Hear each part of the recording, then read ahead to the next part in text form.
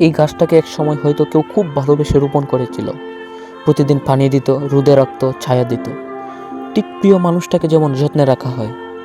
কিন্তু সময়ের সাথে সাথে যত্ন থেমে গেল, ভালোবাসা ফুরিয়ে গেল, ফুলও আর আসে না, ফলও আর ধরে না, শুধু বেঁচে থাকে অবহেলার ভার নিয়ে। ঠিক তেমনই আমাদের জীবনেও কিছু মানুষ থাকে, আত্মীয় স্বজন, বন্ধু বান্ধব, সবাই মিশে ভালোবাসে, পাশে থাকে, যতক্ষণ পর্যন্ত তুমি তাদের চাহিদা পূরণ করতে পারো। মুহূর্তেই চাহিদা পূরণে ব্যর্থ হলে ঠিক এই গাছটার মতোই তোমাকেও এক্ষুনি ফেলে দিবে। তোমার কথা, তোমার কষ্ট কাউকে আর ছুঁয়ে যাবে না।